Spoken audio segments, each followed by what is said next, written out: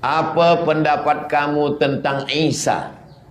Lalu Ja'far pun membacakan surat Maryam. Di surat Maryam ada 2 surah dalam Al-Quran yang bercerita tentang Nabi Isa alaihissalam. Yang pertama tentang emak Nabi Isa, namanya surah Maryam. Yang kedua tentang datuk Nabi Isa. Nabi Isa punya emak namanya Maryam. Maryam punya ayah namanya Imran. Imran punya istri namanya Hannah. Imran punya istri namanya Hannah. Hannah lama tak punya anak. Selepas itu dia bernazar. Lalu kemudian lahirlah seorang anak perempuan namanya Maryam. Maryam melahirkan seorang anak lelaki namanya Isa. Surah itu namanya surah Ali Imran. Kalaulah Al-Quran itu buatan Nabi Muhammad SAW, tentu dia buat nama surahnya surah Fatimatuz Zahra, surah Aminah, surah Ali Muhammad. Tapi surah yang ada di dalam surah Maryam dan surah Ali Imran. Manakala Najasyi mendengar Ja'far membacakan surah Maryam tentang bagaimana susahnya Maryam melahirkan Isa, difitnah, dituduh berzina, dituduh punya anak haram, maka saat itu meleleh air mata Najasyi. Apakah Najasyi itu masuk Islam? Jawabannya adalah ketika Najasyi meninggal dunia, Nabi mengumpulkan sahabat solat jenazah. Tapi jenazahnya tak ada. Jenazahnya di Ethiopia. Nabi solat jenazah di Hijaz. Itu menunjukkan bahwa Najasyi itu masuk Islam. Kerana kalau dia tak Islam, tak mungkin Nabi melaksanakan solat jenazah. Kalau jenazahnya tak ada, itu namanya solat ghaib.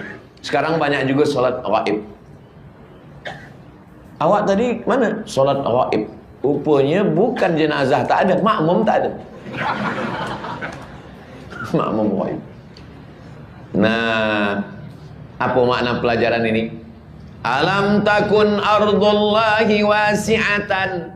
Apakah kamu tidak tahu bahwa bumi Allah ini lapang? Jangan katakan dunia ini sempit. Kalau dunia terasa sempit, fatuhajiru fiha, maka hijrahlah. Disitulah tempat bumi nabi-nabi. Disitulah Nabi Ibrahim mengantarkan anaknya Ismail. Disitulah Ismail menggerakkan tapak kakinya. Di situ tempat ayahnya Abdullah. Di situ tempat datuknya Abdul Muttalib. Di situ tempat moyangnya Hashim, Abdi Manaf, Qusay. Tapi rupanya dia mesti hijrah. Dia meninggalkan menuju Habasyah. Tapi rupanya Habasyah pun kurang elok. Akhirnya mereka balik lagi ke kota Makkah Al-Mukarramah. Andailah dulu Nabi hijrah ke Habasyah, susah juga kita umroh sekarang. Kalau sekarang ke Madinah 500 km. Tapi kalau kita ke Habasyah, dari Makkah kita ke Yaman, menyeberang Laut Merah, masuk Djibouti, dari Djibouti baru kita ke Ethiopia. Jauh betul. Lalu kemudian hijrah yang kedua. Nabi tiada berselipar, tak ada guna kasut, Nabi berjalan kaki. Kenapa Nabi tak guna selipar? Sebab kalau Nabi guna selipar, guna kasut, nanti orang akan menengok, oh dia nak pergi jauh. Nabi berjalan kaki, rupa-rupanya Nabi pergi ke Taif. Taif itu sekarang lebih kurang 100 kilometer daripada kota Makkah. Berjalan kaki melalui gunung panas tinggi, naik turun, akhirnya sampai dia ke Taif. Sampai di Taif bukan disambut dengan tala'al badru alaina. Sampai di Taif tak ada marhaban ya nural aini, marhaban jaddal husaini, tak ada. Mereka lempar dia dengan batu, dengan kayu, dengan tulang unta. Mereka lempar sampai kaki Nabi Muhammad SAW berdarah. Ini alas kaki dia, darah. Mereka lempar kakinya kena dengan batu, berdarah. Apa kata malaikat Jibril alaihi salam? Ya Muhammad sallallahu alaihi wasallam, kalau sampai darah di kakimu itu jatuh ke tanah, aku ratakan Taif itu semuanya. Gunung-gunungnya rata, mati semuanya. Nabi SAW menyapu tapak kakinya. Dia sapu tapak kakinya. Dia tak ingin darah itu menetes jatuh ke tanah. kalaulah seandainya saya yang jadi nabi masa itu, wahai Abdul Somad, kalau sampai darah itu menetes ke tanah, semua haters yang attack engkau mati. Saya pijakkan kaki saya ke tanah, ya mati mereka semua. Nabi Muhammad SAW hatinya lembut. Apa pelajaran dari sini? Bahwa orang biasa kalau dia sedang susah, kalau dia sedang sakit, dia emosi, dia marah, dia mengamuk. Selepas itu baru dia tenang, dia minta maaf. Seorang suami minta maaf pada istri, mohon maaf abang, adik sayang, kenapa abang tadi marah? Abang emosi. Emosi kenapa? Lapar. Bila dah kenyang, hati tenang. Makanya bila suami balik, cepat-cepat kasih teh tarik untuk menarik marah dia, supaya dia tak jadi hamun, sumpah serapah, caci maki. Nabi SAW kena panas, sedang susah, tapi dia masih boleh mengendalikan emosinya. Dia tidak marah. Akhirnya Nabi berlindung ke balik bukit. Sampai di balik bukit itu Nabi mengangkat tangannya. Apa kata Nabi? Datang malaikat namanya Malakul Jibal. Malak artinya malaikat, Jibal bukit-bukit. Rupa-rupanya semua bukit-bukit, gunung-gunung ni ada malaikat yang menjaganya. Datang malaikat, Malakul Jibal namanya. Tak ada nama dia, namanya Malakul Jibal, malaikat penjaga bukit-bukit. Ya Muhammad sallallahu alaihi wasallam, tunjukkan dua gunung yang paling besar di kota Makkah. Yang pertama namanya Jabal Abi Qubais, yang satu lagi namanya Jabal Qu'ayqi'an. Aku akan cabutkan Jabal Abi Qubais ini, dan Jabal Qu'ayqi'an akan aku timpakan ke kota Taif, mati mereka semuanya. Apa kata Nabi sallallahu alaihi wasallam? Asallah an yukhrij min aslabihim man ya'budullaha wa la yusyrika bihi syai'a. Ya Allah, keluarkan dari tulang selubi mereka anak cucu yang mentauhidkan engkau dan tidak mempersekutukan engkau dengan apapun. Doa Nabi dikabulkan Allah. 100% orang Taif sekarang muslim. Asyhadu an la ilaha illallah wa asyhadu anna Muhammadan Rasulullah. Tapi jangan sebab cerita ni nanti tuan-puan pergi umrah sampai ke Taif, jumpa orang Taif tanya, "Ha, datuk nenek moyang kamulah yang menghalau Nabi dulu." Lupakanlah masalah itu. Sedang Nabi boleh melupakan. Apa pula kita yang tak tahu apa-apa nak bangkit balik kesalahan mereka dulu. Nabi SAW boleh melapangkan hatinya. Dia hijrah.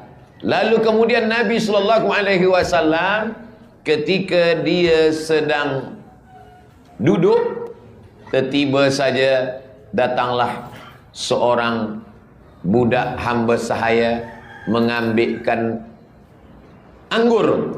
Lalu kemudian anggur itu dimakan oleh Nabi Muhammad sallallahu alaihi wasallam. Kata Nabi sebelum makan anggur tu, bismillah. Rupanya budak ni dia dengar, apa engkau kata tadi? Bismillah. Dari mana engkau dapat baca bismillah ini? Allah ajarkan saya sebelum makan baca bismillah. Kata budak ini di Taif ini tak ada seorang pun yang makan baca bismillah. Semua mereka makan saja, tak ada sebut nama Allah. Lalu kemudian Nabi tanya, kamu siapa? Saya Ant. Saya ini berasal daripada kampungnya Yunus bin Matta. Kata Nabi, Yunus bin Matta itu saudara saya. Kami sama-sama Nabi utusan Allah subhanahu wa ta'ala. Lalu budak hamba sahaya ini mencium tangan Nabi Muhammad sallallahu alaihi wasallam.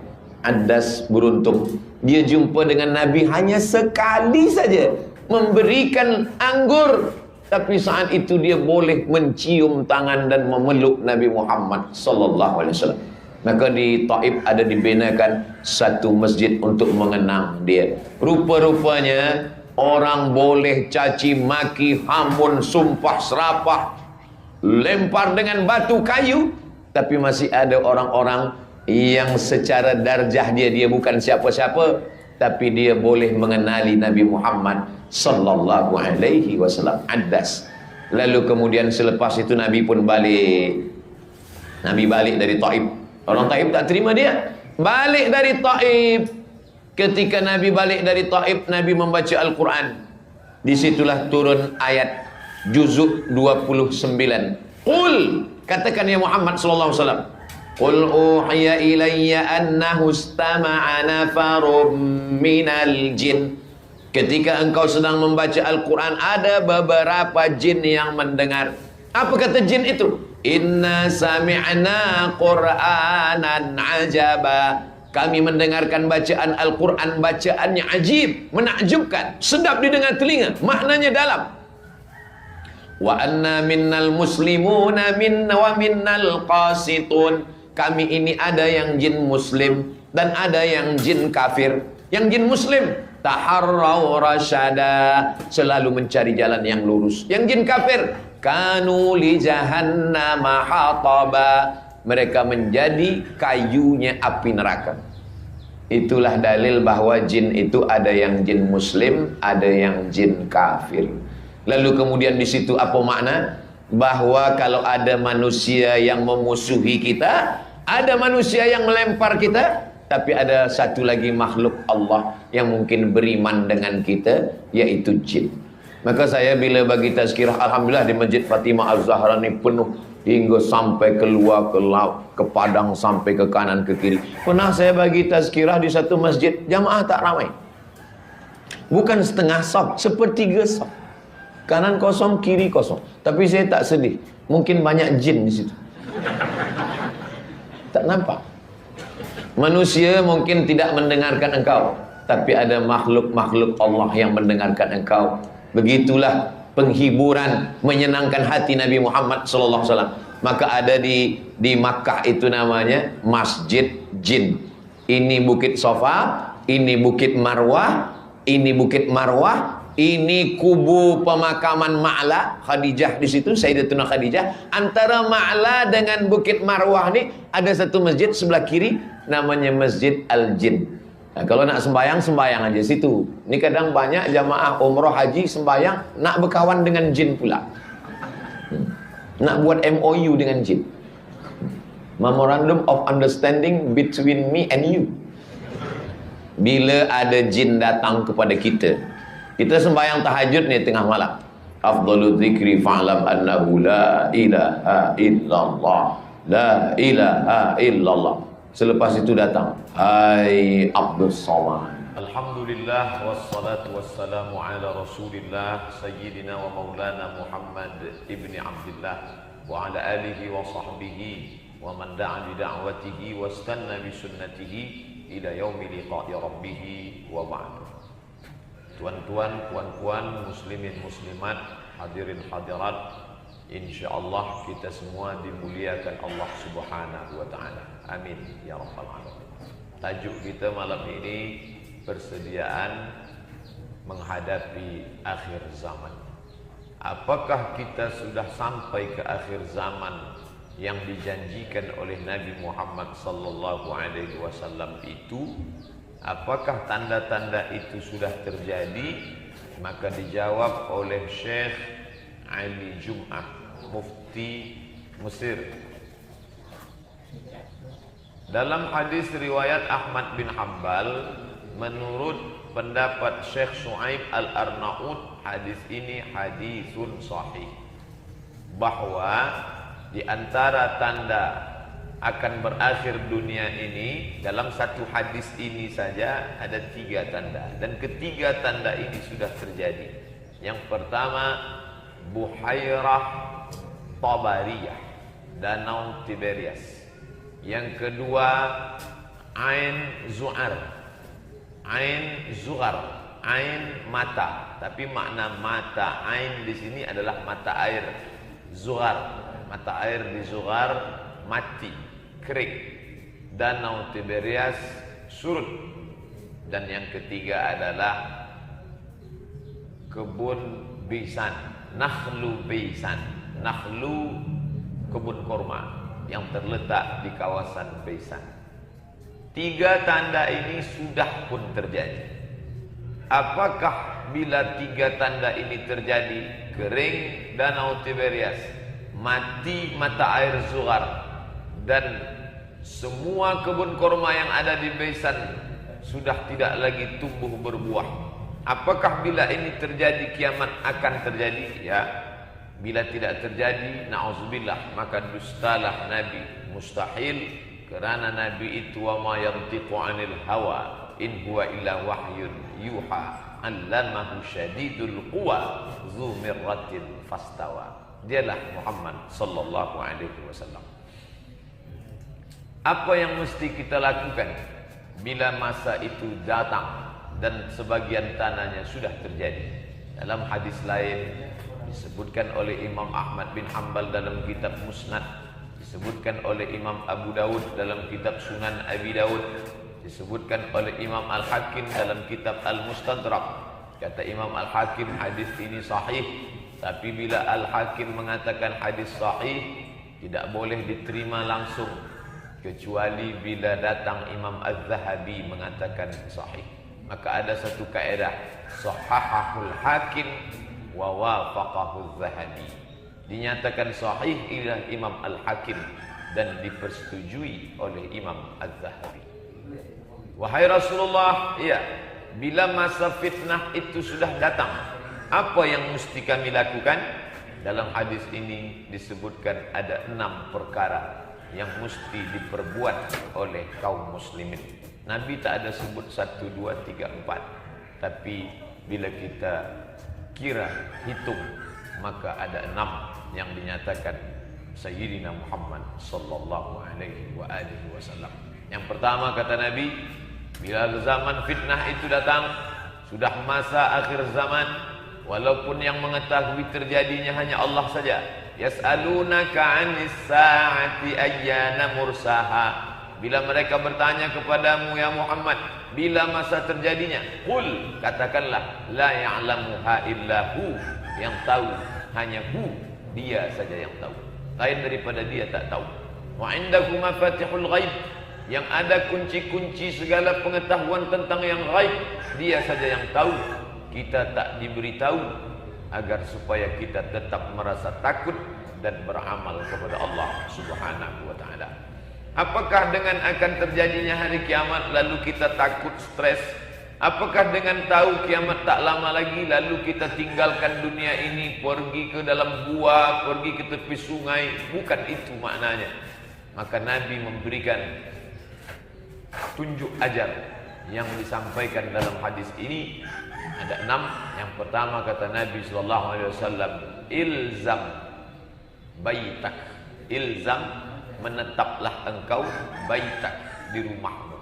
Makna menetap di rumah bukan berarti kita tak keluar rumah. Saya tak ingin selepas kita kaji malam ni, esok pagi semua jamaah tak ada keluar rumah.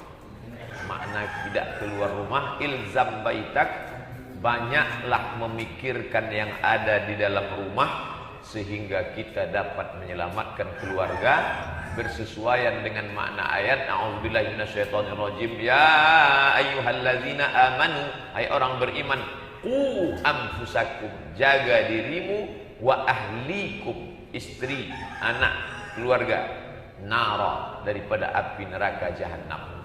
Allah perintahkan Nabi sallallahu alaihi wasallam menyampaikan risalah ini, tapi sebelum sampai kepada orang lain, wa anzir ashiratakal aqrabin, beri peringatan kepada kerabat aqrabin yang dekat-dekat dulu. Ilzam baitak, maka jaga rumahmu, apa yang ada di dalam rumah itu. Selama ini sibuk dengan urusan perniagaan sampai lupa bertanya kepada anak bila baca Quran. Sudah khatam Quran, apa hukum nun mati berjumpa dengan qaf? Bagaimana bunyi qalqalah? Sudahkah hari ini mengaji? Bagaimana pengetahuan tentang akidah, akhlak, fiqh, bahasa Arab, sejarah Islam? Bila kita terakhir menunjukkan, wahai anakku, rukuk yang sempurna itu begini, kepala jangan terlalu mengangkat, jangan pula terlalu menunduk. Bila suami terakhir bertanya kepada istri, sampai di mana bacaan Quranmu bulan ini? Tahukah engkau bagaimana makharijul huruf fa, a, pa? Kita akan ditanya di hadapan Allah Subhanahu wa taala. Maka kata Nabi sallallahu alaihi wasallam, ilzam baitak. Tetap engkau di rumahmu, jaga isi rumahmu, jangan sampai engkau sibuk memikirkan yang lain. Subhanallah, Masya Allah. Apa yang dipesankan Nabi tetap bersesuaian dengan keadaan kita sekarang. Zaman ini canggih, hebat, semua ada, maklumat di ujung jari. Sampai-sampai orang terlalu memikirkan yang jauh sampai melupakan yang dekat. Terlalu banyak memandang kepada yang jauh di seberang lautan sampai dia lupa apa yang ada di tepi pelupuk matanya. Maka pesan Nabi ini seakan-akan seolah-olah walaupun umur hadis ini sudah 1437 tahun lampau, tapi seakan-akan Nabi hadir di zaman kita sekarang. Jangan engkau terlalu pikirkan yang jauh. Ilzam baitak, uruslah yang ada di dekat-dekatmu, rumah.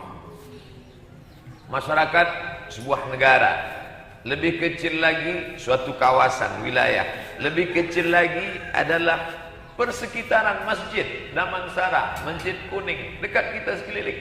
Lebih kecil lagi jamaah kita, lebih kecil lagi adalah rumah tangga, suami, istri, anak. Maka bila suami baik, istri baik, anak baik, jamaah baik, negeri baik, Allah berjanji, walau anna ahlal qura amanu, kalau penduduk negeri itu beriman, wattaqau, bertakwa, Allah tak minta banyak, dua saja. Engkau beriman, engkau bertakwa, maka Allah balas, la fatahna alaihim barakatin, kami akan bukakan barakat. Allah tak kata barakatan. Assalamualaikum warahmatullahi wabarakatuh, jamak muannas salim, barakah, barakah, barakah. Dua kita bagi 100 Allah balas. Barakatin dari mana? Minas sama, dari langit, wal ardh, dari bumi. Walakin, tapi kazzabu, bila mereka dustakan ayat-ayat kami, ulama-ulama kami, pesan-pesan hadis Nabi kami, akhadnahum, kami cabut nikmat itu, bima kanu yaksibun, atas segala perbuatan mereka. Bila kita jaga amanah ini, tangan seorang lelaki memegang tangan mertua, maka dia katakan, aku terima zawwajtuka bima ma'aka minal Qur'an, aku nikahkan engkau dengan anak perempuanku dengan mahar mengajarkan Al-Quran. Qabiltu nikahaha bil mahril madhkur, maka masa itu seorang lelaki tidak lagi bersendirian. Selama ini ia sembahyang tahajud malam, usolli sunnat tahajud rakaataini lillahi ta'ala. Tapi sejak mula malam itu, dia sudah mempunyai seorang makmum di belakang, bahwa lelaki diberikan 2 kali balasan daripada perempuan. 2 kali Allah ulang dalam Al-Quran, lizzakari mithlu hazzil unsayain, lizzakari mithlu hazzil unsayain. Lelaki dapat 2 kali bagian harta warisan perempuan.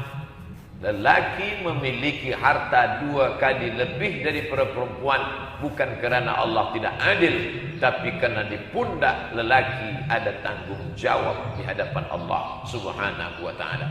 Bila ia biarkan istrinya, anak perempuannya, ilzam baitak, maka jaga rumahmu, kerana bila engkau tidak jaga, maka engkau masuk dalam orang-orang dayus. Nabi berkata, la yadkhulul jannah, tak mencium bau surga dayus.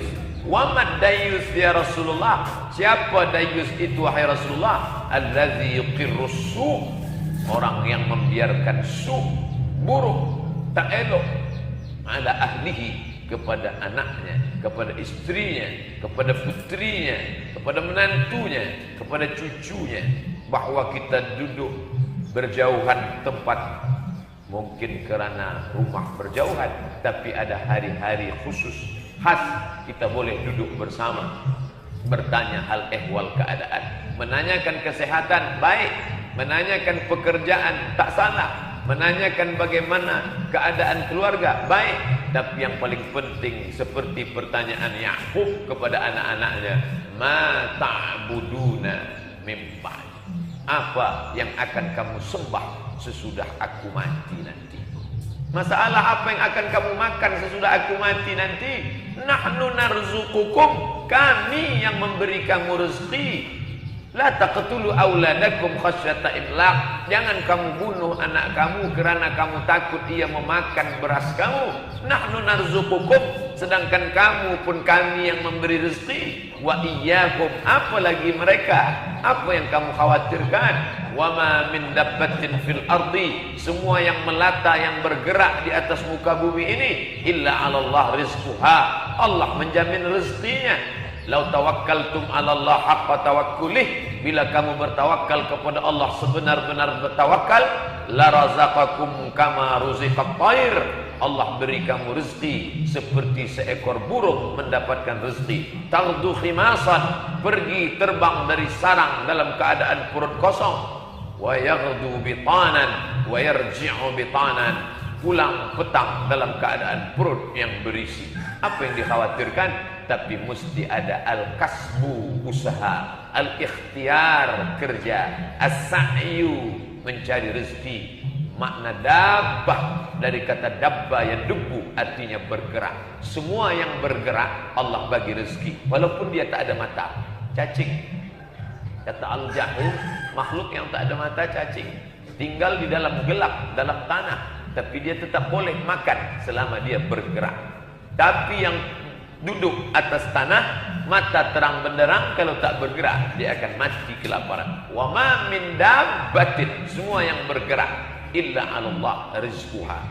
Makhluk yang tidak boleh tegak kerana perutnya melekat ke dinding, cicak melekat ke dinding, kakinya tak boleh tegak, makanannya luar biasa, makanannya nyamuk yang terbang, tapi dia boleh memakan itu. Siapa membagi dia? Kerana dia bergerak. Semua yang bergerak maka Allah berikan.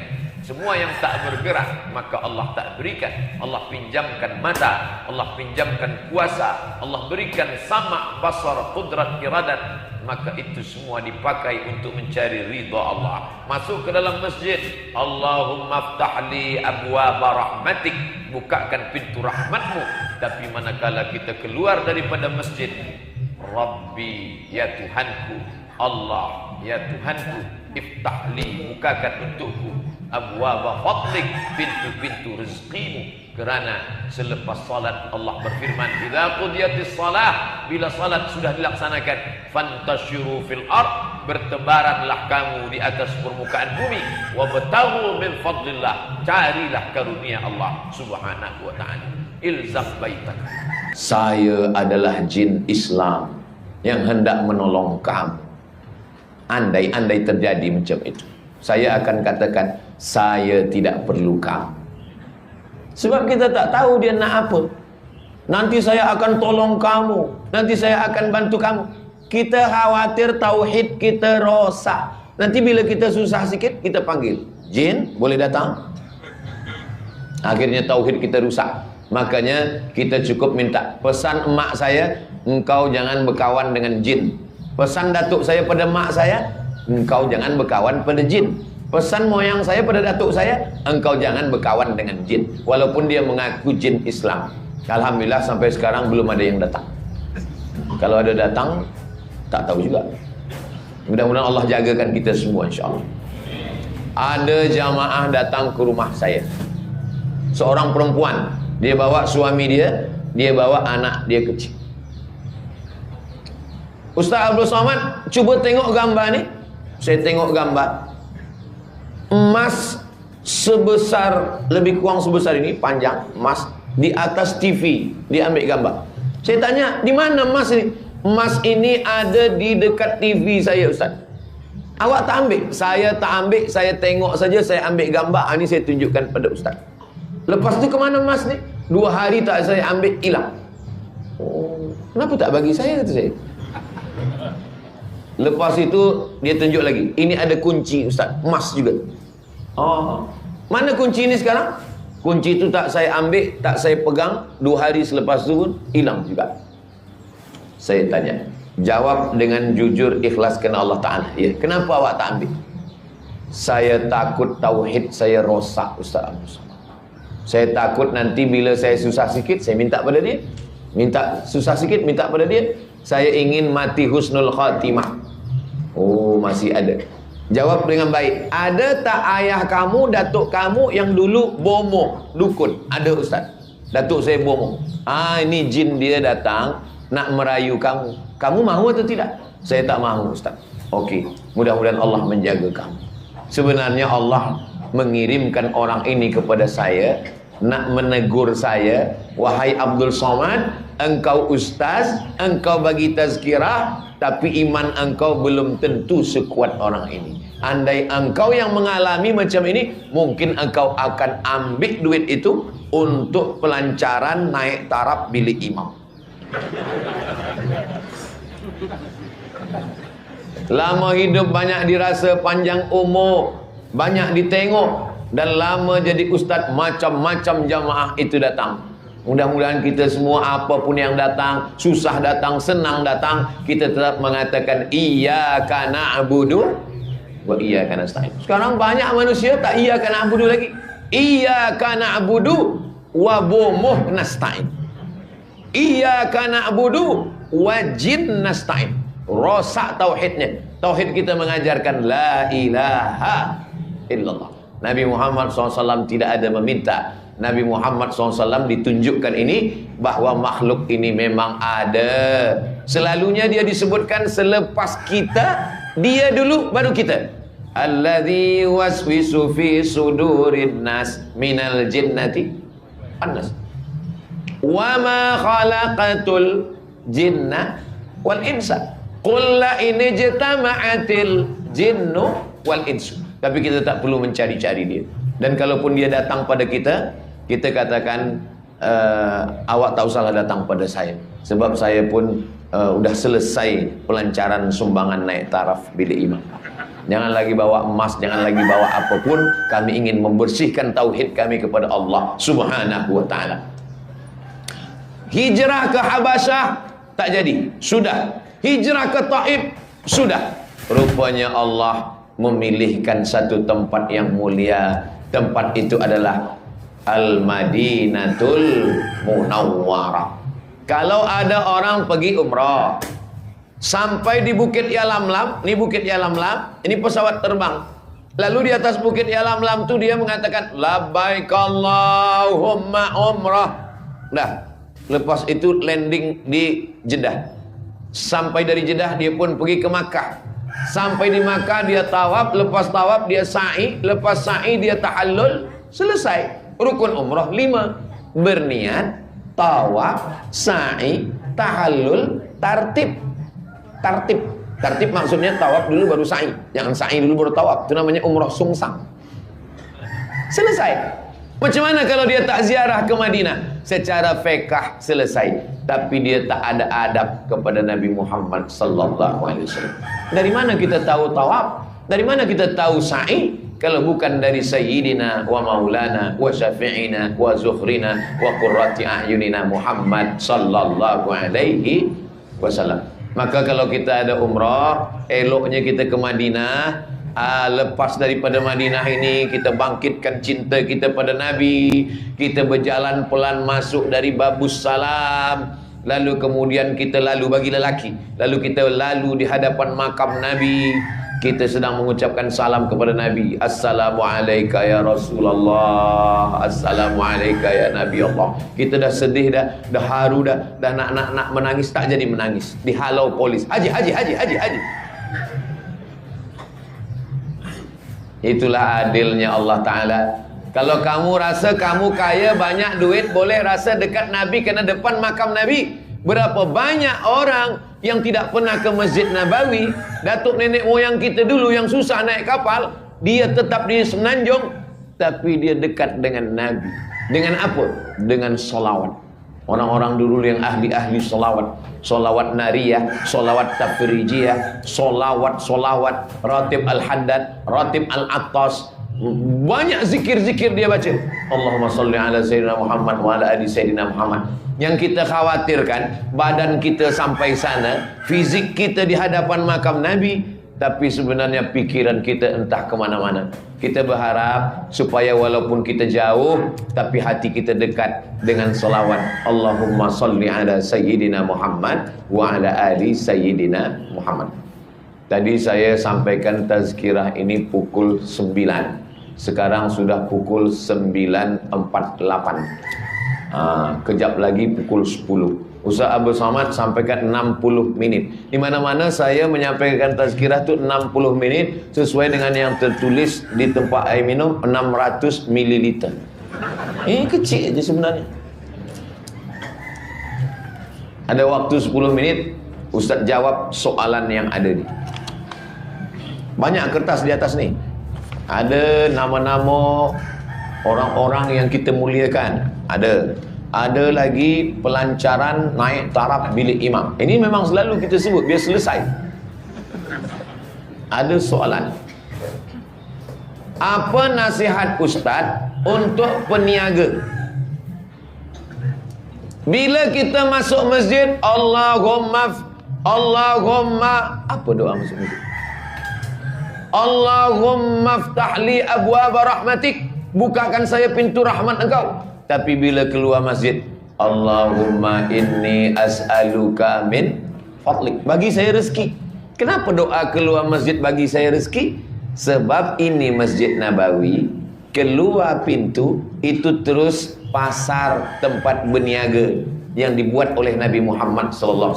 Itulah maka keluar masjid itu doanya, Allahumma inni as'aluka min fadlik, bagi saya rezeki. Makanya selesai sembahyang, coba tengok ayat selesai sembahyang. Idza qudiyatis shalah, kalau selesai sembahyang, fantashiru fil ard, bertebaranlah kamu di atas muka bumi, wabtaghu min fadlillah, cari rezeki Allah. Berniaga sunnah, kerana Nabi Muhammad SAW itu peniaga. Nabi punya ayah namanya Abdullah. Abdullah meninggal masa Nabi 2 bulan dalam kandungan. Mohon maaf, ayahnya meninggal itu saat pergi berniaga. Jamaah haji yang datang dibagi minum. Siapa yang bagi minum? Yang bagi minum adalah Abdul Muttalib. Kenapa Abdul Muttalib boleh bagi minum? Karena dia peniaga, orang kaya. Ayah Nabi peniaga, Nabi peniaga, datuk Nabi peniaga, isteri Nabi. Nabi membawa barang-barang, tapi bukan punya dia. Dia hanya menjualkan saja. Nanti bila dia dah jual, dapat duit, dibagi. Membagi untung ni namanya mudharabah. Sudah dilakukan oleh Nabi SAW. Siapa yang punya barang-barang ini? Khadijah. Khadijah ni heran. Kenapa kalau orang ini yang bawa, semua laku? Kalau dia yang bawa, semua habis. Kata Khadijah bertanya, saya nak tengok mana orangnya yang bernama Muhammad SAW, yang setiap kali barang ni, kenapa kalau orang lain yang bawa habis setengah, habis seperempat, tapi bila dia yang bawa, semua laku. Kemudian ditunjukkanlah orang, itulah dia Muhammad SAW. Lalu kemudian Khadijah menengok dia, nurun ala nur, cahaya di atas cahaya. Patutlah semua barang tu laku. Rupanya yang berniaga tu handsome. Itulah pentingnya peniaga tu yang handsome. Andai saya ada peniaga orang Malaysia nak minta tolong saya, Ustaz Abdul Somad, saya ni berniaga susu. Siapa yang minum susu, maka badan dia akan berdaging sikit. Lalu disuruh saya yang menjual. Encik puan-tuan, bila ingin gemuk, minumlah.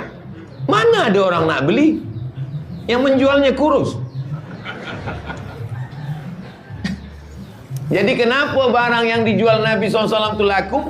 Sebab dia dengan bersihnya, dengan handsome-nya Sayyidina wa Maulana Muhammad sallallahu alaihi wasallam. Baju Nabi itu lengannya dia tak pakai apa nama? Kancing, butang.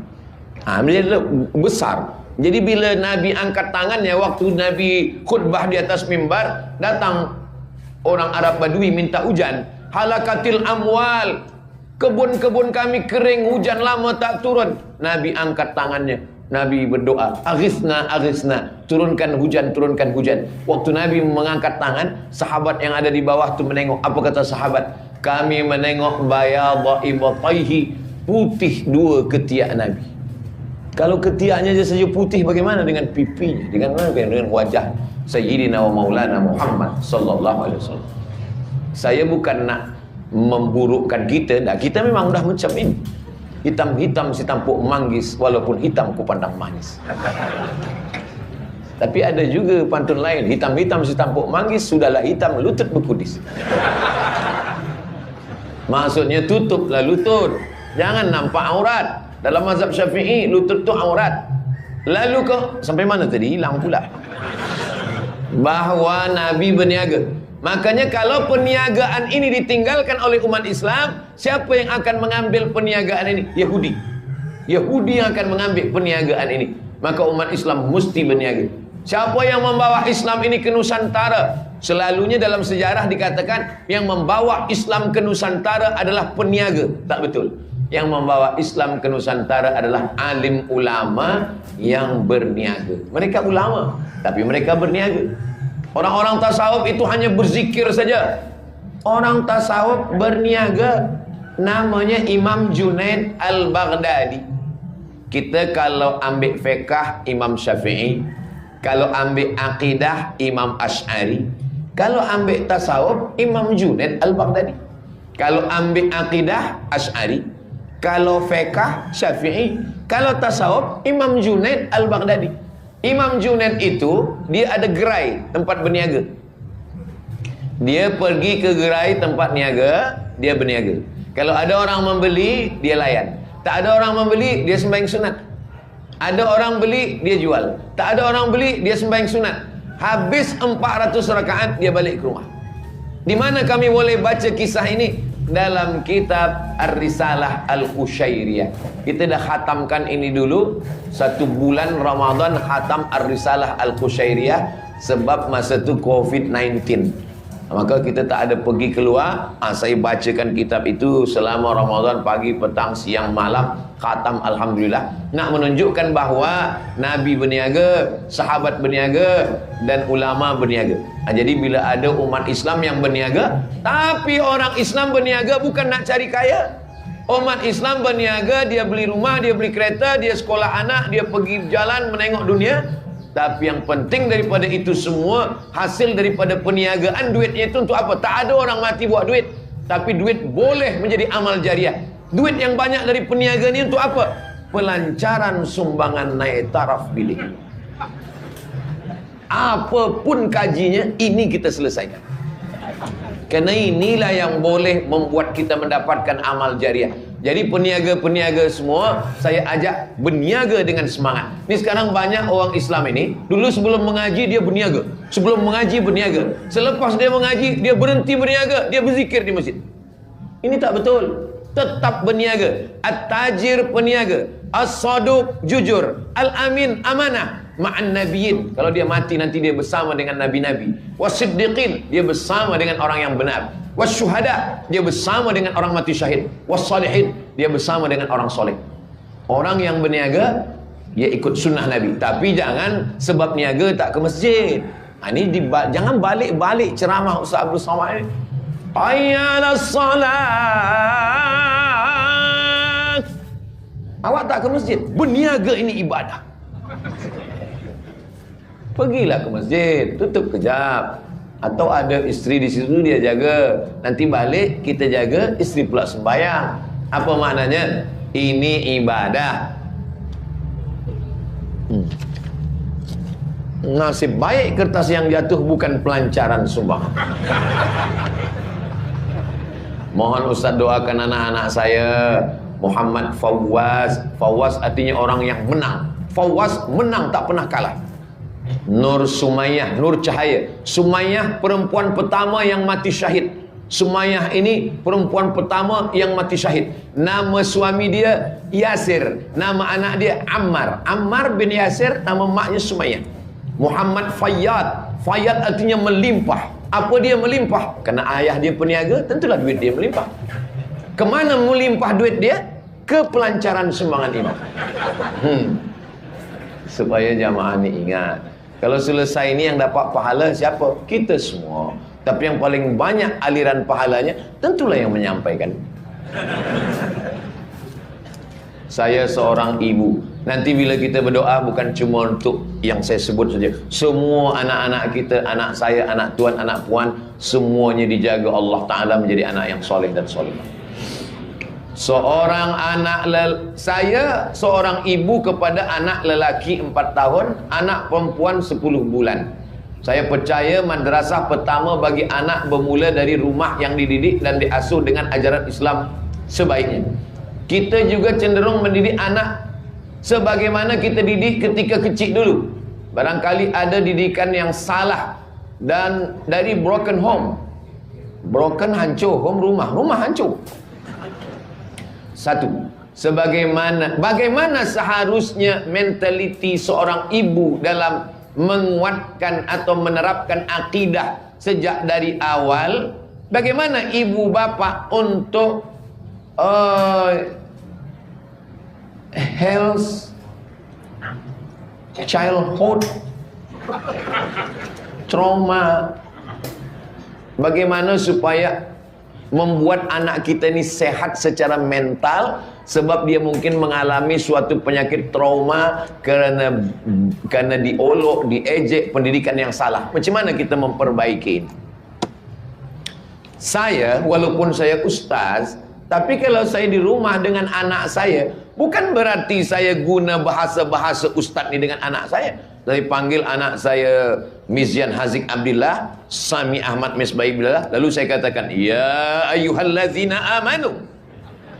Bukan macam tu kita mendidik anak kita.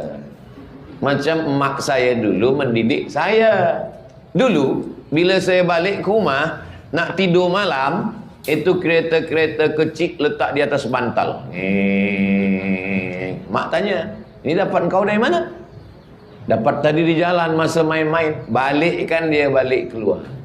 Kenapa macam tu mak? Sebab nanti di akhirat semua yang kita ambil punya orang yang bukan punya kita, nanti kita akan pikul di akhirat.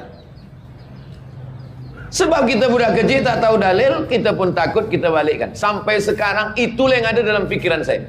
Saya belajar, rupanya ayatnya ada. Wa may yaghlul, siapa yang curang, siapa yang mencuri, siapa yang berkhianat, ya'ti bima ghalla yaumal qiyamah, dia akan membawa kecurangannya pada hari kiamat nanti. Rupa-rupanya yang dicakapkan mak kita dulu ada ayatnya, ada hadis. Kalau tak ada berada, takkan tempua bersarang rendah. Ada burung tempua, sarangnya di atas pokok kelapa. Tapi bila padi menguning, tempua biasa bersarang rendah sebab dia nak ambil padi. Biasa bila kita dah panen padi, itu banyak budak-budak kecil mengambil burung tempua, anak burung tempua, bawa balik ke rumah. Dari mana engkau dapat burung tempua ni? Tadi dekat sawah padi. Antarkan balik. Macam mana kalau engkau diculik, diambil orang, kidnap, lepas itu engkau dipisahkan dari ibu bapa engkau? Sedih tak sedih? Sedih. Begitu jugalah burung ini sedih. Maka sampai sekarang saya tak ada pelihara burung. Bukan berarti saya larang tuan-tuan bila ada pelihara burung, burung serindit, burung kakak tua, burung apapun, silalah. Tapi tolong kandangnya besar, dia boleh terbang dan makannya lengkap dan ada bini dia. Jangan sampai semua hidup kita yang menengok dia. Rupanya kita tak tahu apa dia cakap. Bini gitu. Kita tak tahu bahasa dia. Dia juga adalah wa ma min dabbatin fil ardi, semua yang melata di atas muka bumi, wala ta'iri yatiru bi janahihi, burung-burung yang terbang di awan, illa umamun amsalukum, mereka sama seperti kamu. Itu kita ajarkan pada anak-anak kita. Suatu ketika anak saya balik ke rumah,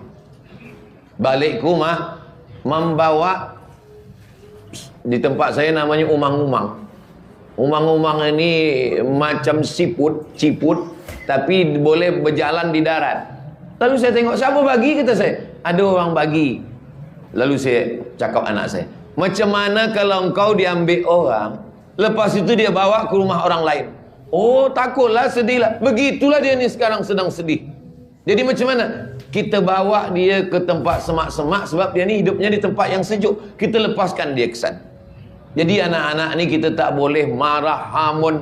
Dia mesti bagi alasan. Kenapa kita tak boleh? Kenapa kita tak boleh aniaya? Jangan aniaya orang, jangan ejek orang, jangan olok orang. Suatu ketika saya sedang lalu di tepi jalan. Lalu tepi jalan, di atas longkang besar, saya tengok ada pondok kecil. Ada seorang budak kecil, dilempar batu dengan dua orang yang badannya agak besar. Dia lempar batu. Mungkin dia sangka ni jumrah ula wusta Aqabah. Dia lempar batu. Saya driver kereta. Saya berhenti, saya turun. Saya tengok ni dah tak betul. Saya panggil yang berdua. Kenapa kamu lempar dengan batu budak kecil ni? Kecil ni?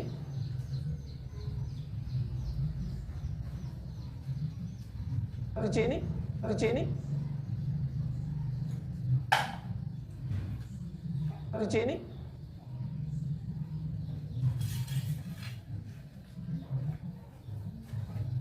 Kecil ni? Kecil ni? Kecil ni? Kecil ni? Kecil ni?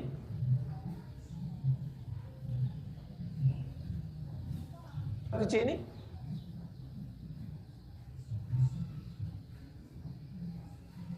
Kecil ni?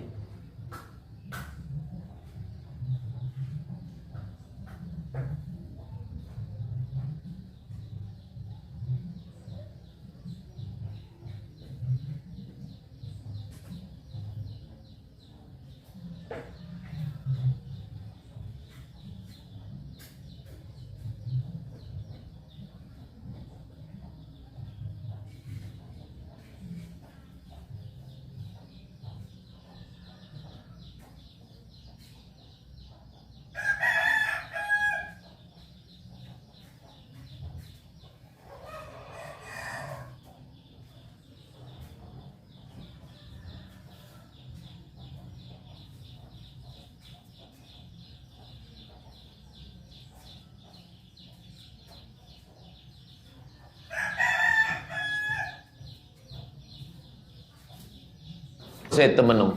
Saya tak boleh mengatakan maafkan sajalah makcik, tak boleh.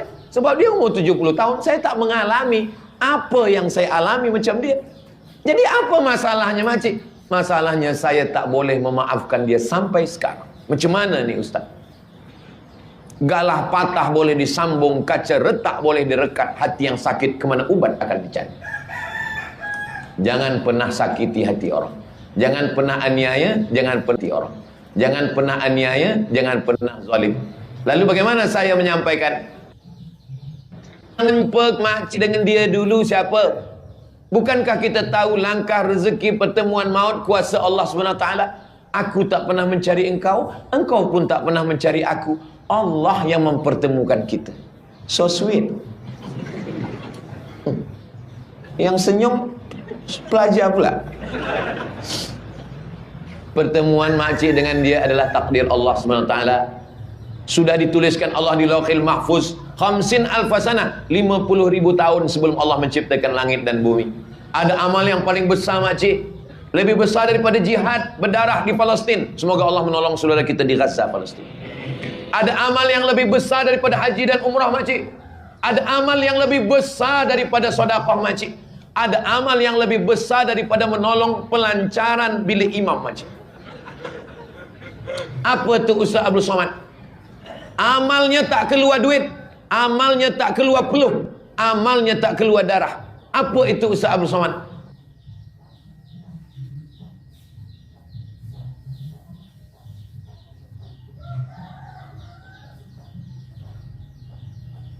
Apa itu Ustaz Abdul Somad? Amal, udah. Makcik selama ni dah sedekah, sudah. Tapi ada satu amal yang makcik belum buat. Apa dia? Maaf.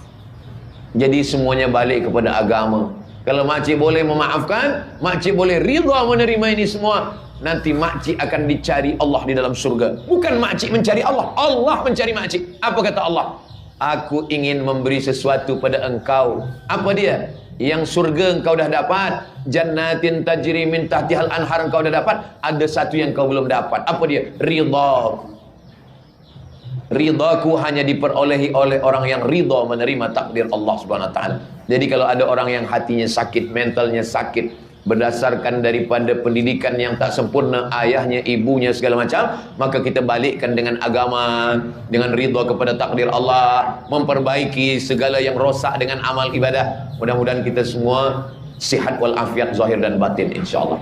Itulah yang boleh saya sampaikan dalam lebih kurang 70 menit ini. Kita mendapatkan nilai i'tikaf, kita mendapatkan nilai jihad fisabilillah, kita mendapatkan pahala menuntut ilmu, kita mendapatkan sedekah, kita mendapatkan amal jariah. Amin ya rabbal alamin. Terima kasih segala perhatian. Mohon maaf segala kesilapan dan kekhilafan. Saya tutup dengan pantun penutup, menangkap puyuh di Bukit Selasi. Thank you dan terima kasih.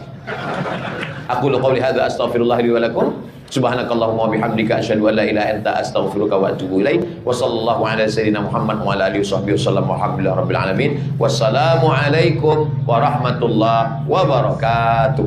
Waalaikumsalam, Kak. Kita harus belajar dari anak-anak kita. Ketika anak-anak kita dimarahin, Waalaikumsalam warahmatullahi wabarakatuh. Anak-anak kita dimarahin, dia itu diam. Dipukul, dia diam. Apakah ketika teman-teman memukul anak-anak, anak-anak membalas? Tidak. Apakah ketika teman-teman menjewer anak-anak, anak-anak balas? Tidak. Anak 1 tahun, anak 8 bulan, anak yang 2 tahun dipukul, pantatnya dijewer, diam. Padahal sakit hati itu. Menangis dia. Kenapa? Karena ada rasa sedih, ada rasa sakit hati. Waktu kecil. Maka jangan heran, teman-teman. Mana ya? Anak-anak itu, kalau misalkan anak-anak pernah dipukul, ada sesuatu, histori di dalam kehidupan dia waktu kecil, ya, seperti kapas yang tadinya halus, kapas, tisu ya, kertas, tadinya halus, kemudian dimarah-marah sama teman-teman, akhirnya kusut, dan ini tidak bisa hilang sampai dewasa. Waalaikumsalam warahmatullahi wabarakatuh. Ya, yang baru hadir silakan. Jadi anak-anak itu akan membekas. Ini orang-orang yang suka marah-marah, hati-hati. Ya, akan membekas. Saya waktu kecil dulu saya pernah dipukul, ya. Saya waktu kecil dulu pernah dimarah-marahin, pernah dijewer sama mamah misal, ya, itu tidak akan pernah hilang, selalu membekas. Waalaikumsalam warahmatullahi wabarakatuh. Ya, perhatikan baik-baik. Anak yang suka disakiti ketika kecil itu akan membekas sampai besar. Waalaikumsalam warahmatullahi wabarakatuh, Kak. Ketika teman-teman itu marahin anak-anak, maka jangan sampai ada doa-doa susah diomongin, dasar anak nakal, enggak boleh, ya. Coba teman-teman, anak dimarahin biasanya dia cuma mengembalikan badannya ke tembok, kalau enggak dia jongkok, kalau enggak tidur ke kamar, benar enggak? Tidur ke kamar, benar? Tidur di kamar. Ketika anak kita habis dimarahin dia diam habis nangisnya, disitulah rasa rasa menyesal kita muncul. Ya Allah, Nak, kasihan kamu ya, Nak. Gara-gara mama itu mikirin hutang, kamu jadi pelampiasan. Anak-anak kita kalau habis dimarahin kasihan, teman-teman. Waalaikumsalam warahmatullahi wabarakatuh. Kasihan dia tidur, kadang terisak-isak. Tidur padahal dia nggak tahu apa-apa, mamahnya banyak hutang, anaknya nggak tahu apa-apa. Ternyata orang tuanya dalam tekanan, anaknya jadi sasaran. Ya. Kasihan anak. Ketika udah bangun tidur, kita belajar dari anak ya. Siapa di sini yang suka memarahi anak-anak? Yang baru masuk yuk. Yang baru masuk silakan di follow akun saya, klik tombol plusnya. Klik tombol plusnya. Ya. Klik tombol plusnya. Kemudian teman-teman klik tombol loncengnya. Jadi nanti ketika saya ada live, jam 1 siang saya ada live membahas tentang hutang. Ya, insya Allah nanti teman-teman akan mendapatkan undangan dari saya. Silakan yang belum ada, belum di follow akun saya, klik tombol plusnya di sini yang masih ada tanda plusnya ya, dipencet. Anak-anak kita habis dimarahin, teman-teman. Bayangkan, ya, bangun tidur yang dicari adalah mamahnya. Ya, suka dicari mamahnya. Mama makan, mah. Habis dipukul sama orang tuanya, habis dipukul sama ibunya, habis dimarahin, habis nangis dia. Ketika bangun tidur yang dicari mamahnya, lupa dia. Itulah kita belajar dari anak-anak. Anak-anak kita ketika dimarahin dia nangis, dipukul. Ya. Tapi ketika bangun lupa, yang dicari adalah mamah. Betul nggak? Nah, baru itu sekarang. Kau terima Allah. Kau terima Allah. Kayak gini teman-teman. Perhatikan nggak teman-teman? Kok di sini putus-putus ya? Teman-teman. Ya, siapa? Sebentar loh ya. Iya, putus-putus.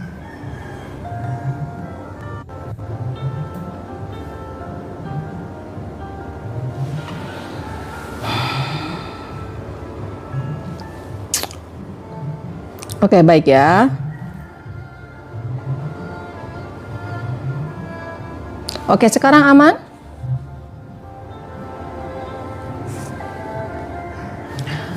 Gimana sekarang? Aman?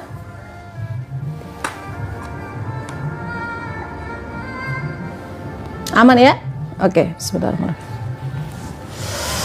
Aduh, ini kalau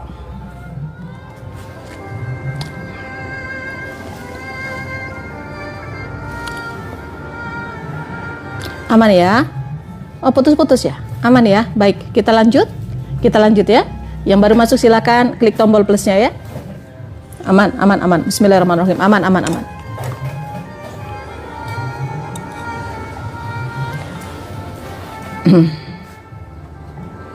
Baik, ini ada kata-kata tadi. Ada kata-kata tadi. Bunda, saya itu suka marah sama anak-anak. Habis kesel. Anak-anak susah diatur. Itu semua doa. Bun, saya kesel sama anak-anak. Saya suka marah. Habis saya kesel, anak saya susah diatur. Susah diatur itu adalah doa. Maka jangan teman-teman itu kayak gini. Dasar kamu anak susah diatur.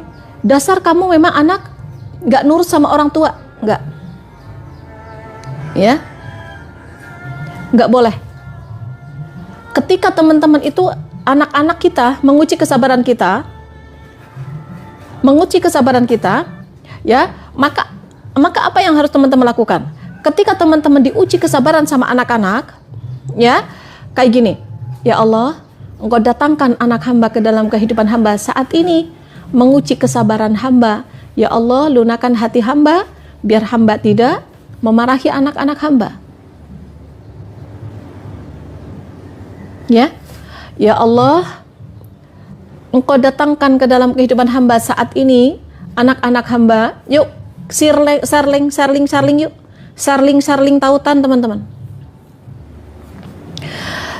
Menguji kesabaran hamba ya Allah, lunakan hati hamba, biar hamba tidak memarahi anak-anak hamba ya Allah. Waalaikumsalam Mbak Ratu, Kak Wildan, yuk sarling yuk, karena ini langsung diturunkan sama TikTok kalau internetnya down. Inilah TikTok kadang seperti itu ya. Yuk teman-teman, hilangkan kemarahan teman-teman, hilangkan saat ini. Jangan ada kata-kata yang negatif untuk anak-anak, karena itu akan terjadi. Begini teman-teman, kita akan belajar dari anak-anak kita. Ya, waalaikumsalam Mbak. Kita belajar dari anak-anak kita. Kita pingin anak-anak kita nurut, betul nggak? Jawab. Siapa yang pingin anak-anak kita nurut kepada kita? Jawab teman-teman.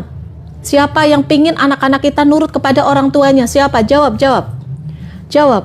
Ada yang pingin anak-anaknya nurut? Ada nggak? Coba jawab. Ada yang pingin anak-anaknya nurut? Anak-anak itu masih kecil, masih belum tahu apa-apa. Kadang nggak tahu teman-teman ya. Kadang nggak tahu apa-apa anak 1 tahun, 2 tahun dimarah-marah, nggak tahu masalah hutang, tiba-tiba dimarah-marah sama orang tua. Yang taunya dia adalah memecahkan gelas. Setelah gelasnya dikumpulin, ya udah beres. Itu yang ditahukan kata anak-anak. Anak-anak itu tidak tahu kerepotan orang tua. Tidak tahu kalau orang tuanya banyak masalah. Anak-anak tidak tahu. Tapi kenapa anak-anak kita kadang jadi sasaran? Kenapa? Ya, dengerin baik-baik. Kita pingin anak-anak kita itu nurut kepada kita. Anak-anak kita belum tahu tentang kehidupan orang tuanya. Kamu nggak tahu ya kalau mamanya sibuk. Emang iya, anak kan nggak tahu. Anak 1 tahun, 8 bulan atau 2 tahun, mereka nggak tahu kesibukan anak-anak, kesibukan orang tua nggak tahu. Coba saya mau tanya kepada teman-teman. Teman-teman tahu riba? Tahu? Meninggalkan sholat tahu teman-teman itu dosa? Tahu nggak? Tahu. Teman-teman udah dewasa, udah tahu mana yang benar, mana yang salah. Sama Allah nggak boleh riba. Tapi kenapa? Kenapa kita masih riba? Padahal udah tahu sama Allah nggak boleh. Ayo, bedanya apa?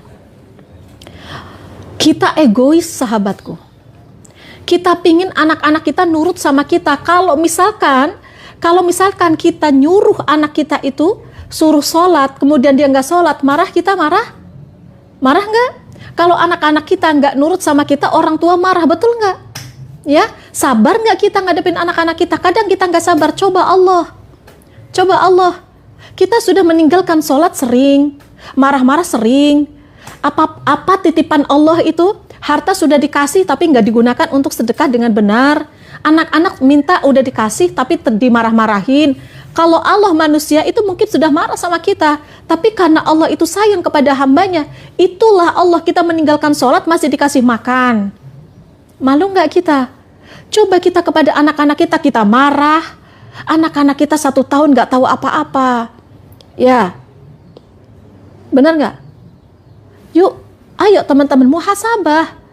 Coba sadari diri kita itu banyak salah. Benar nggak? Kita pingin anak-anak kita nurut, tapi kita nggak nurut sama Allah yang menciptakan kita. Kita nyuruh, ayo nak kamu sholat, ayo nak kamu sholat. Benar nggak? Tapi ternyata, ayo kamu jangan riba, itu Allah tuh. Waalaikumsalam warahmatullahi wabarakatuh. Tapi nggak peduli. Benar nggak?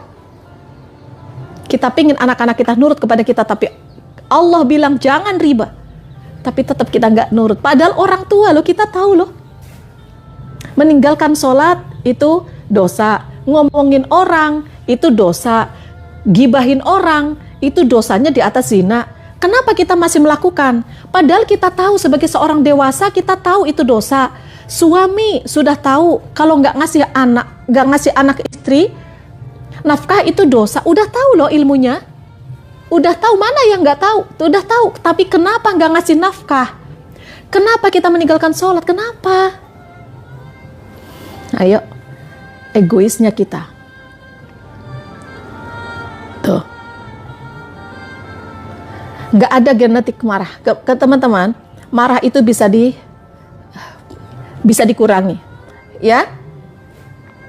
Yuk, teman-teman kita bahas. Yang baru masuk silahkan teman-teman follow akun saya, klik tombol plusnya. Ya? Yuk, yang suka marah-marah sama anak-anak, yuk, perhatikan. Nih, teman-teman klik follow akun saya. Klik tombol plusnya dulu yuk. Yang masih belum diklik tombol plusnya, klik tombol loncengnya. Pilih yang semua tombol loncengnya ya. Waalaikumsalam warahmatullahi wabarakatuh. Nih yang suka marah-marah. Anak itu diminta nggak sama kita? Diminta? Ya Allah, Mbak Lili cepat sembuh ya.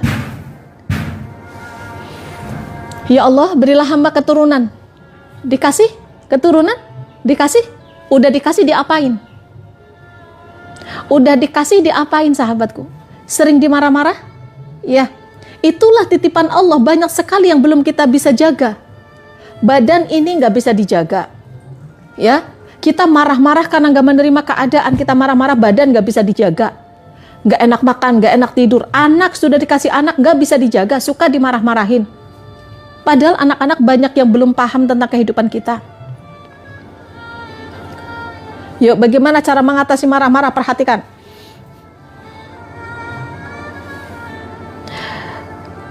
Ingat ya, la taghdab falakal jannah. Jangan marah, bagimu surga. Orang-orang kenapa dia marah-marah? Kenapa dia marah-marah? Karena dia itu tidak bisa menerima keadaan, itulah marah-marah. Ya. Ini baginda Rasulullah Shallallahu Alaihi Wasallam sudah bersabda berkali-kali, jangan marah, la taghdab, jangan marah, la taghdab, la taghdab, jangan marah. Ya, falakal jannah, maka bagimu surga. Orang-orang yang marah itu kenapa? Kalau orang marah itu karena dia tidak bisa menerima keadaan. Nggak menerima keadaan. Ya, nggak bisa menerima keadaan, maka terima keadaan biar teman-teman bisa menenangkan kemarahan. Kenapa dia marah? Nggak bisa menerima keadaan. Saya nggak menerima keadaan anak saya menumpahkan gelas, menumpahkan air, akhirnya bercecer air kemana-mana, maka marah. Nggak bisa menerima keadaan. Saya nggak bisa menerima keadaan saat ini saya ditagi-tagi, akhirnya marah. Saya nggak bisa menerima keadaan saya dihina-hina sama orang, akhirnya marah-marah. Waalaikumsalam warahmatullahi wabarakatuh. Ya, orang-orang yang marah, dia itu tidak bisa menerima keadaan, maka judulnya adalah apa? Sabar. Judulnya, kebalikannya adalah sabar. Marah-marah karena dia tidak bisa menahan keadaan, menerima keadaan. Gak bisa menerima keadaan saat ini banyak hutang. Masya Allah, makasih Mbak Lilik, Masya Allah ya. Makasih Mbak. Bisa itu dihindari dari kehidupan kita, bisa banget. Yaitu dengan cara apa? Sabar. Sabar itu adalah menahan segala sesuatu yang tidak suka dalam kehidupan kita. Maka kemarahan itu bisa dihentikan dengan rasa sabar. Makasih Mbak Fia Bungsu. Benar. Kenapa kita marah kepada anak-anak? Karena kita tidak bisa menerima anak saya sulit disuruh sholat, betul? Nggak bisa menerima. Saya nggak bisa menerima karena pasangan saya marah sama saya, jadi akhirnya saya nggak bisa menerima, akhirnya saya marah lagi sama dia. Karena nggak bisa menerima keadaan. Keluar rumah macet, nggak bisa menerima keadaan. Ya, nggak bisa menerima keadaan, akhirnya apa? Marah. Tapi dengan kemarahan itu apakah menyelesaikan masalah? No, tidak. Apakah dengan teman-teman itu marah kepada anak-anak yang sudah menumpahkan gelasnya, dengan dimarahin teman-teman akhirnya gelasnya yang sudah berhamburan itu kaca-kacanya akhirnya membereskan sendiri? Tidak.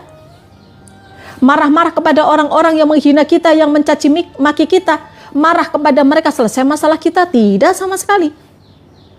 Ya, maka kata Allah, sabarlah. Sabar orang-orang yang saat ini sedang dihina-hina, dicaci maki, memang gak enak. Pinginnya rasanya marah, yang saat ini keadaannya ekonominya lagi kurang, yang saat ini mungkin lagi diuji sama anak-anaknya, lagi diuji sama keadaan ekonominya. Sabar, menerima segala sesuatu yang tidak suka, itu sabar. Sabar. Ketika teman-teman sabar, maka Allah, innallaha ma'as-sabirin, sesungguhnya Allah itu bersama orang-orang yang sabar. Bagaimana Bun agar bisa sabar? Ketika teman-teman itu dimarahin sama orang, dihina-hina, dicaci maki, Allahumma layyinli qalbi. Pertamanya minta perlindungan kepada Allah agar lindungi dari syaitan. A'udzubillahi minasyaitonirrajim. Ya Allah, lindungi aku dari godaan syaitan. Karena kemarahan itu datanglah dari setan, teman-teman. Alhamdulillah Bun, anak saya sekarang komen udah nggak marah-marah, Mak. Masya Allah, alhamdulillah ya. Ini ada anak setiap pagi muhasabah, itu handphonenya itu disimpan di ruang tengah, diliatin sama anak-anaknya, didengerin sama suaminya. Pada waktu itu ada ibunya marah, kata anaknya gini, kata bunda, kolbun marid mamah mah, kata bunda mah. Kalbun morid, kolbun marid. Katanya kalau mamanya marah, kolbun marid, kata anaknya tuh. Anaknya jadi nempel tuh. Ya, penyakit hati marah-marah. Ya, ingat ya. Marah-marah itu adalah salah satu penyakit hati. Yang pertama marah-marah. Ya. Yang pertama itu adalah marah-marah. Maka orang-orang yang suka marah-marah nggak ada enak-enaknya. Ototnya tegang, otaknya mikir, hidupnya nggak enak. Makanya bangun pagi teman-teman langsung marah-marah, nggak akan tenang hidupnya. Hari itu akan marah-marah. Biar soleha anak, Rabbi habli minas solehin. Ketika kita itu dicaci maki sama orang, kemudian kita itu dihina-hina, a'udzubillahi minasyaitonirrajim. Ya Allah, lindungilah aku ya Allah dari godaan setan. Allahumma layyinli qalbi, lunakan hatiku ya Allah. Saya nggak enak saat ini ditagih. Ya Allah, hari ini ada orang yang nagih. Ya, yuk sharing-sharingnya mana? Sharing-sharingnya, tap-tap layarnya yuk. Kemudian teman-teman itu dicaci maki, marah-marah. Ya, dicaci maki, marah-marah. Ya Allah, Engkau datangkan penagih dalam kehidupanku saat ini, ya Allah. Menguji kesabaranku, saya sabar. Engkau datangkan ke dalam kehidupanku, ya Allah, anak-anak saat ini, ya Allah. Menguji kesabaranku, ya Allah, saya ikhlas. Saya sabar.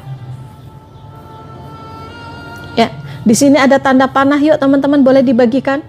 Waalaikumsalam warahmatullahi wabarakatuh. Ya, makasih ya yang berhadir.